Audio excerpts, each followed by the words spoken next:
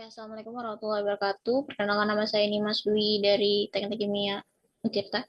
Sini saya akan mempresentasikan tentang melakukan analisis masalah yang terjadi pada aktivitas produksi, di mana di sini outline-nya ada 10. Pertama,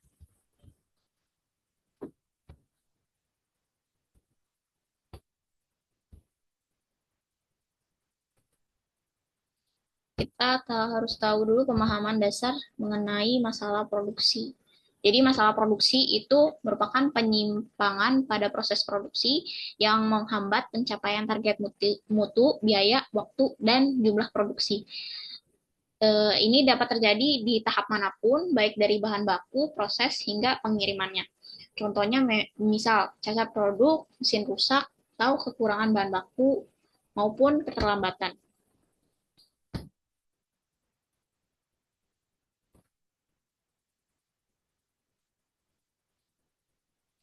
Nah, tujuan dari memahami masalah produksi itu pertama untuk mengenali masalahnya sejak dini untuk mencegah kerugian lebih besar.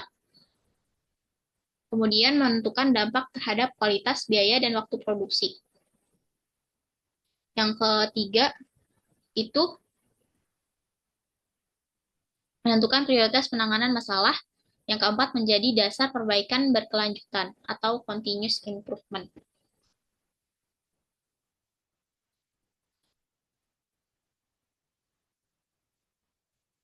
Nah, hubungannya dengan ISO 9001 2015 itu apa? Jadi pemahaman klausul di 4.1, 4.4, dan 6.1 itu karena analisis masalah produksi itu harus dimulai dari gambaran besar dari organisasi dan proses-prosesnya.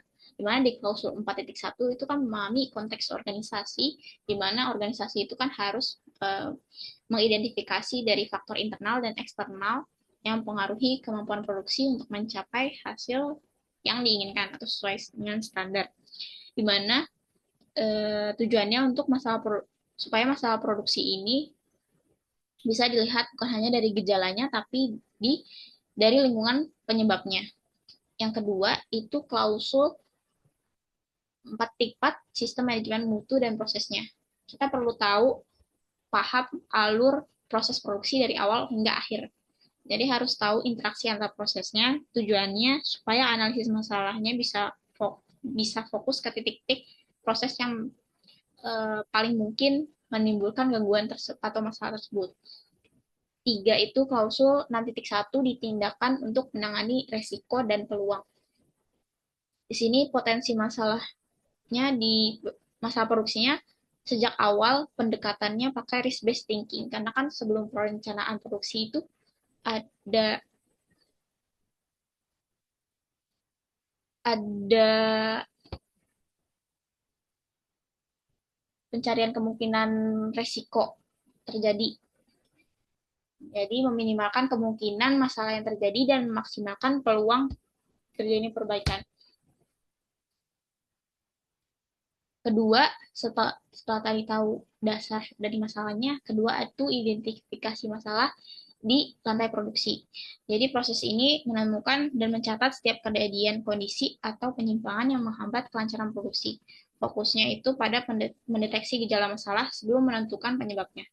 Dilakukan lewat observasi langsung di lantai produksi, wawancara operator, dan pengecekan catatan produksi. Tujuannya apa? Untuk menemukan masalah nyata yang terjadi di proses produksi, mengumpulkan informasi awal, menghindari masalah kecil yang akan mungkin berkembang jadi masalah besar, menjadi dasar data untuk tindakan korektif. Nah, hubungannya dengan ISO 9001 2015 itu di klausul 8.7 dikendali atas output yang tidak sesuai, karena tadi ada masalah, outputnya tidak sesuai, jadi organisasi ini wajib mengenali setiap produk jasanya yang tidak sesuai spesifikasi sebelum dikirimkan ke pelanggan. Jika di lantai produksinya ini sudah ditemukan barang cacat, proses tidak sesuai SOP atau spesifikasinya melenceng, itu wajib dicatat dan diisolasi supaya tidak lolos ke pelanggan. Yang kedua itu di klausul 9.1 di pemantauan, pengukuran, analisis, dan evaluasi. Tapi ini karena identifikasi masalah awal, jadi fokusnya ke monitoring awal. Jadi organisasi harus punya sistem untuk mengukur dan memantau kinerja prosesnya dari data monitoring dan membantu menemukan masalah yang mungkin tidak terlihat langsung. Data monitoringnya kayak jumlah cacat waktu di mesin, efek cleaning atau lain sebagainya. Nah, di sini ketiga itu pengumpulan data dan analisis data produksi. Bedanya dengan yang kedua tadi, itu kan tadi identifikasi masalah awal, deteksi awal lah. Kalau di ketiga ini menghitung dan membuktikan masalahnya. Sifatnya seperti verifikasi dan analisis. Jadi pengambilan datanya sama tadi dan mengolah untuk mengetahui kondisi aktual tren dan potensi masalahnya. Karena ISO-nya kan ISO meminta semua keputusan itu berbasis dengan data dan bukti, bukan asumsi. Tujuannya untuk membuktikan masalah yang ditemukan di lapangan dengan data objektif. Kedua, mengetahui skala atau dampak masalahnya. Ketiga, menyediakan dasar fakta untuk analisis akar penyebab. Hubungannya itu di klausul 9.1 tadi, di pengumpulan data, pengukuran, analisis, dan evaluasi. Analisis dasar evaluasi. Pengumpulan tadi ambil data produksi, jumlah output cacat, produk downtime, efisiensi yang dibutuhkan. Kemudian diukur nilai persentase cacatnya, output per jam, dan waktu berhenti mesin, dan lain sebagainya yang memang dibutuhkan untuk analisis. Kemudian lihat trennya, pola, apakah ada penyimpangan dari targetnya. Kemudian semua itu didokumentasikan, makanya dia masuk ke klausul 7.5 untuk mendukung sistem manajemen mutu harus terdokumentasi dan dapat diakses. Keempat itu setelah tadi dapat data dan memang sudah diverifikasi masalahnya, sumber masalahnya dari situ,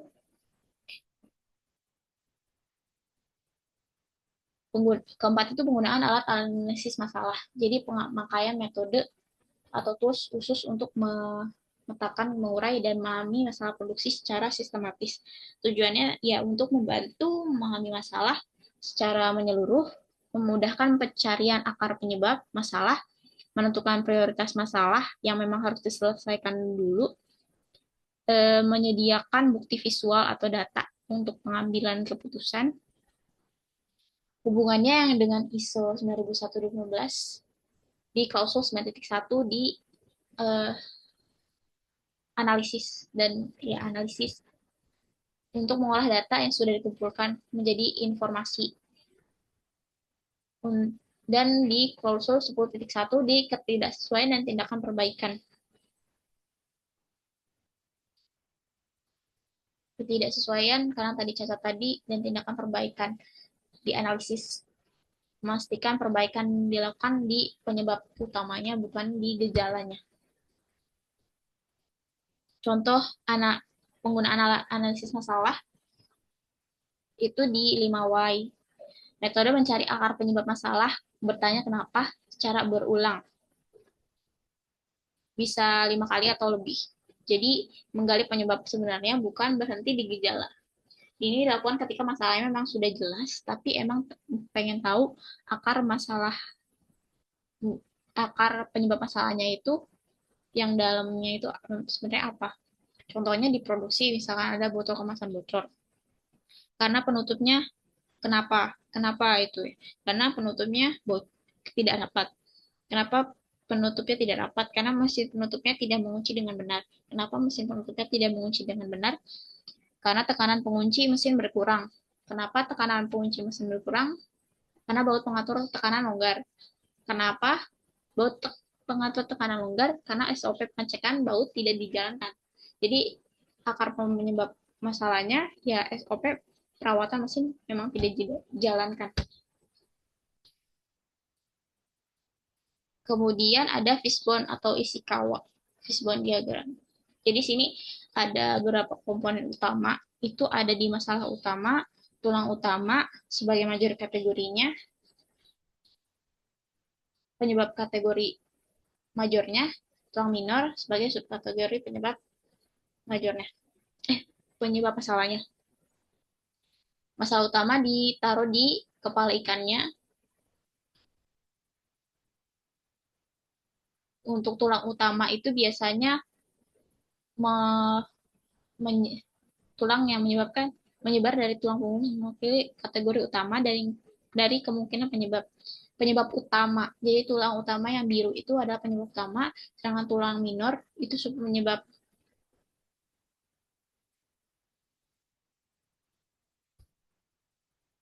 Lebih penyebab minor, tulang minor tuh penyebab lebih spesifik. Jadi dari tulang utama penyebab spesifiknya apa?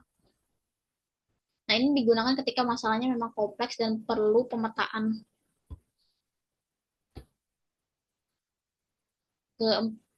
Kemudian ada Pareto chart.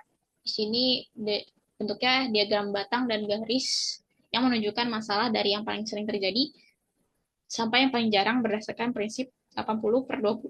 80% masalah berasal dari 20% penyebab. Jadi, misal batang tertingginya masalah batang tertinggi di SDM. Jadi masalah terbanyak di SDM, tapi presentase akumulasinya kecil. Jadi kontribusi terhadap total masalahnya masih rendah. Nah, ini dilakukan ketika memang saat ingin tahu masalah mana yang paling berdampak besar untuk prioritas masalah. Kemudian ada cheat sheet. Di sini form atau tabel sederhana untuk mencatat frekuensi masalah berdasarkan sistematis di lapangannya. Pengumpulan datanya langsung di lantai produksi secara tepat dan rapi. Jadi tahapan awal untuk pengumpulan data, frekuensi masalah, pencatatan masalah di lapangan. Kemudian selanjutnya ada untuk untuk tahu stabilitas proses secara berkala. Ini untuk per bulannya. Kalau grafik dengan batas kontrol atas, UCL, dan grafik kontrol bawah, LCL, untuk melihat apakah proses berjalan stabil atau tidak. Membedakan variasi normal dan variasi karena memang adanya masalah khusus. Nah, studi kasus, misalkan di lini produksi minuman, botol PTXYZ, bagian QC internalnya menemukan bahwa presentase botol bocor itu meningkat selama proses pengecekan terakhir sebelum pengemasan, di mana di minggu pertama itu tingkat catatan 0,9%, minggu kedua naik menjadi 1,8%, minggu ketiga naik jadi 2,6%, yang memang melewati batas dari internalnya di 2%. Sini QC menemukan sebagian besar masalah pada sambungan di tutup botolnya, di mana di shift pagi, siang, dan malam itu kan jumlah produksinya makin menurun. Tapi untuk cacat, persentase cacatnya malah bertambah dari 1,09% menjadi 3,43% di malam hari. Nah, untuk menentukan angka penyebab masalahnya kita pakai 5 wise. Pertama, kenapa botol bocor? Masalahnya kan mesin capping tidak stabil. Kenapa botol bocor? Karena tidak ditutup rapat. Kenapa tutup tidak rapat? Karena tekanan mesin capping berkurang. Kenapa tekanan berkurang? Karena setelan mesinnya berubah saat produksi. Kenapa setelan mesinnya berubah? Karena baut pengaturnya longgar. Kenapa baut pengaturnya longgar? Karena tidak ada pengecekan rutin setiap shiftnya. Jadi akar penyebab masalahnya itu tidak ada prosedur inspeksi tekanan mesin per shiftnya. Yang kedua, pakai cara fishbone diagram. Sini ada measurement, environment, material, mesin, man, method. Efeknya, masalahnya itu botol bocor saat QC internal. Masalah di manusianya itu karena operator di shift malam itu kurang terlatih dalam penyetelan mesin. Kemudian mesinnya itu tekanan mesin cappingnya kan tadi tidak stabil. Kemudian untuk pengukurannya tidak ada sensor tekanan otomatisnya. Untuk metodenya SOP pengecekan tekanan mesin hanya dilakukan di shift pagi.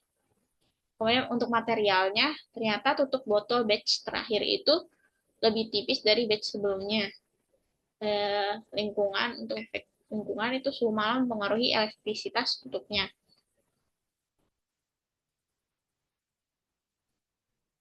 Untuk menetapkan prioritas masalahnya, penyebab tekanan mesin cappingnya tidak stabil. Persentasenya 55%.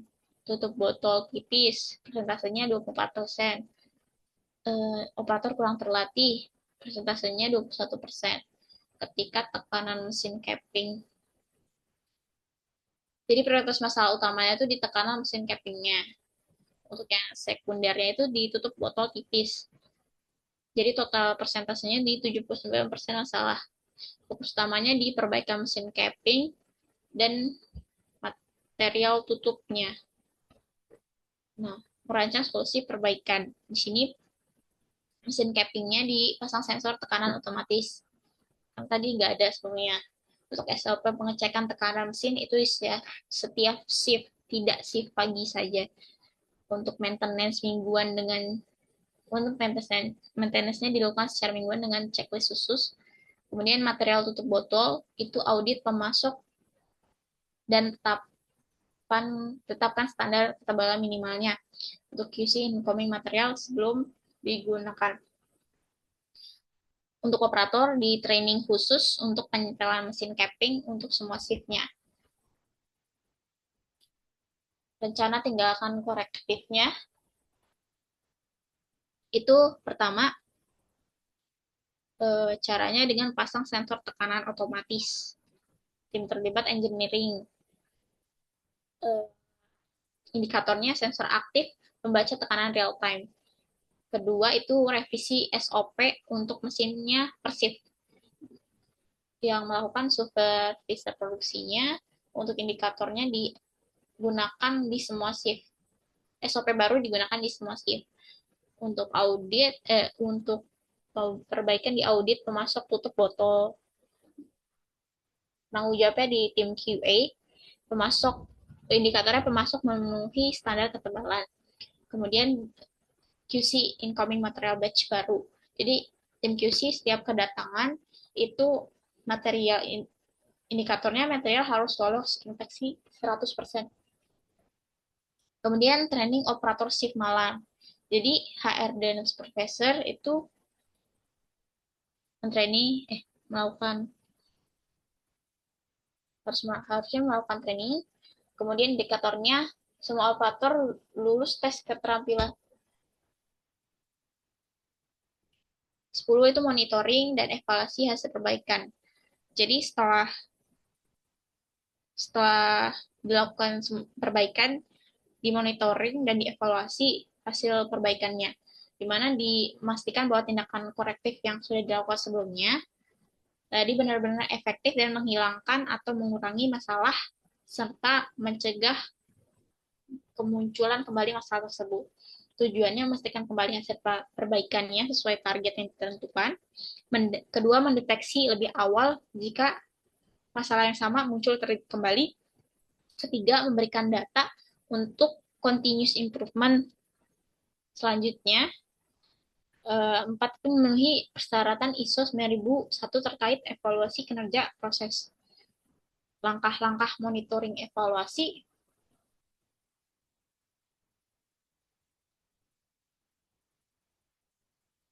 itu yang pertama, tentukan indikator keberhasilan. Contohnya misalkan tingkat cacatnya kurang dari 1% selama 3 bulan berturut-turut. Kemudian kumpulkan data secara rutin. Jadi gunain check sheet atau sistem produksi di data secara rutin. Kemudian ketiga, bandingkan dengan data sebelum perbaikan. Untuk visualisasi Kemudian analisis tren. Tadi apakah perbaikan ini stabil, menurun, atau malah semakin memburuk. Kemudian kelima, tindakan lanjutan. Jika target tercapai, standarisasi ke SOP-nya. Jika tidak tercapai, kembali ke analisis ulang. Analisis ulang di outline 6 tadi. Nah, hubungannya yang sebelumnya monitoring dan evaluasi di ISO 91/2015 itu di klausul 9.1 monitoring, measurement, analysis, and evaluation, mengukur dan mengevaluasi kinerja proses tadi setelah perbaikan.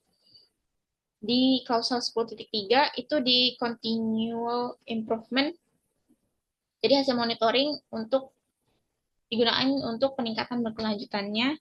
Di 9.3 itu di manajemen review untuk laporan hasil evaluasi ke manajemen strategis, manajemen untuk keputusan strategis. Oke. Okay.